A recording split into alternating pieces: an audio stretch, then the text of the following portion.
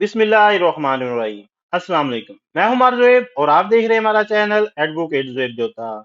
बहुत से असला लाइसेंस होल्डर ये सवाल अमूमन करते हैं कि ज़ाती हिफाजत के लिए अपना लाइसेंसी असला है वो अपने साथ कैसे लेकर चल सकते हैं। और दूसरी बात ये पूछते हैं कि दफ़ा 144 के मुतालिक लोगों के ज़हन में बहुत से वहाम है। असला साथ लेकर चलने की इजाजतनामा परमिट क्या होता है और कैसे और कहां से बनता है और आम कैरी परमिट की हदूद क्या है और असला साथ लेकर चलने की इजाजतनामा और परमिट पर असले की नुमाइश की इजाजत होती है या नहीं। तो नाजरीन, ये वो तमाम मामलात हैं जिनके बारे में दुरुस्त मालूमात अक्सर वकला, पुलिस अफसरान और आर्म्स डीलर साहिबान के भी पास नहीं होती। सुनी सुनाई बातों पर लोगों के हदूद से तजावज जो कर जाते हैं, जिसकी वजह से लाइसेंसी असला होल्डर को भी बाजुकात बड़ी कानूनी पेचीदगियों का सामना करना पड़ता है। नाजरीन, असला कैरी परमिट पर बात करने से पहले ये जरूरी है कि आपको ये इल्म हो कि दफा 144 क्या चीज है। सबसे पहले हमारे खित्ते में हिंदुस्तान के एक लॉर्ड मैके ने एक कानून बनाया था कि 5 या 5 से ज्यादा अफराद किसी भी अवामी मकाम पर जमा नहीं हो सकते। ना वो शोरो गोल कर सकते हैं, ना वो मुसल्ला हो सकते हैं, ना वो साथ मिलकर चल सकते हैं। मुसल्ला होने के हवाले से लाठी, चाकू, कुल्हाड़ी वगैरह का तज़किरा किया गया था कि इस वक्त यही हथियार इस्तेमाल में होते थे। इस कानून के नाफिज इसका मकसद ये था कि रियासत हर शहरी की जिंदगी को कंट्रोल कर सके या करती है, ताकि मुमकिन नक्शे अमल के जो खतरात पैदा ना हों। ये कानून बुनियादी तौर पर हुर्रियत तरीकों पर काबू पाने के लिए नाफिज किया गया था। अंग्रेज तो पाको हिंद से चले गए, लेकिन अपनी यादें छोड़ गए। दफा 144 का कानून आज भी चल रहा है।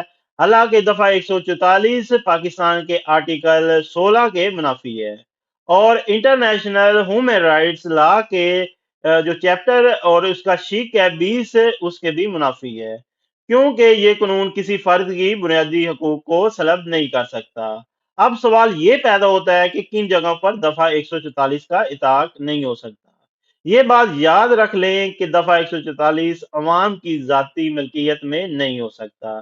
जाती मिल्कियत से मुराद किसी शख्स की मिल्कियत हर वो शय जो उसके अंडर कवर हो। मिसाल के तौर पर उसका घर, गाड़ी, बैग, लिबास और उसकी सवारी वगैरह भी इसमें शामिल होती है।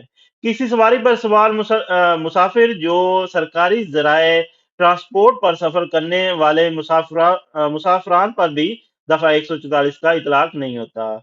इसके अलावा जंगलात, दरियाई हदूद, गैर इंसानी बुजुर्गान के इलाका जात में भी दफा 144 का इतलाक नहीं होता, क्योंकि दफा 144 में किसी शहरी का मुसल्ला होने की इजाजत नहीं होती, इसके पास लाइसेंस याफ्ता असला होता है वो भी क्यों ना हो। ये साबित करना लाजमी होता है कि अब असले को आप मुजरमाना मकासद के लिए तो इस्तेमाल करने का इरादा नहीं रखते।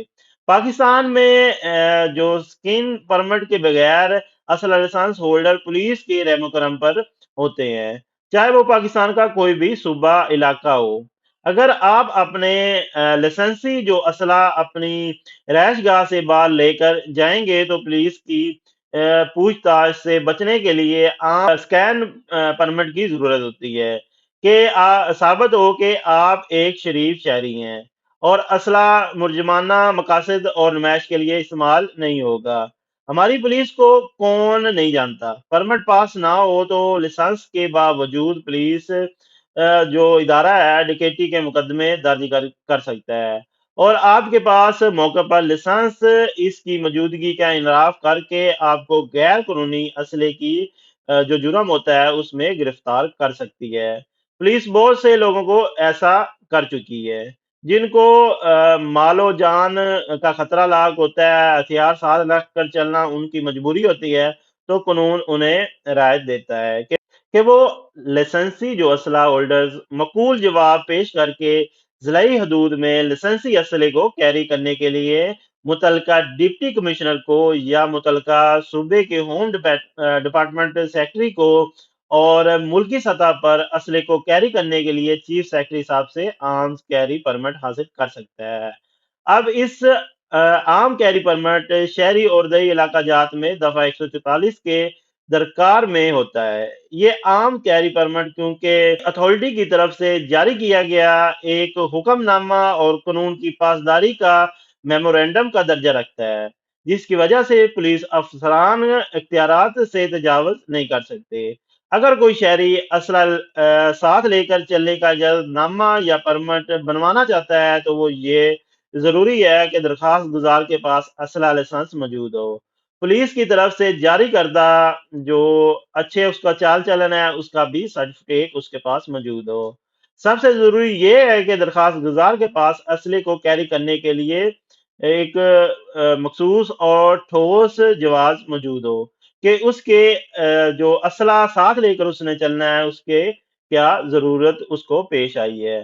عام طور پر اجازت نامہ سنگین دشمنی والے یا رقم و مال کی جو ایک جگہ سے دوسرے جگہ لے کر جانے یا کسی خاص جو پروفیشنل ہوتا ہے اسے منسوخ افراد کو ہی جاری ہوتا ہے۔ جبکہ کوئی شہری عام کیری پرمٹ کے حصول کے لیے درخواست دیتا ہے تو متعلقہ دفتر اسپیشل برانچ کے ذریعے سے انکوائری کر کے ایک رپورٹ تیار کی جاتی ہے، محکمہ کو جاری کرتا ہے، اس کے بعد عام کیری پرمٹ جاری ہوتا ہے۔ وہ لائف ٹائم ہوتا ہے، یعنی اس کی کوئی میعاد نہیں ہوتی۔ تا وقت حکومت اس کو منسوخی کی احکامات نہ جاری کر سکتا ہے۔ منسٹری آف انٹیریئر کا جاری کردہ اسلحہ ساتھ لے کر چلنے کا اجازت نامہ آل پاکستان ہوتا ہے، جو کہ کنٹرولمنٹ میں بھی بہترین ہوتا ہے۔ 2019 میں جو کمپیوٹرائز اسلحہ لائسنس تھے ان کے لیے پرمٹ لینا ختم کر دیا گیا تھا۔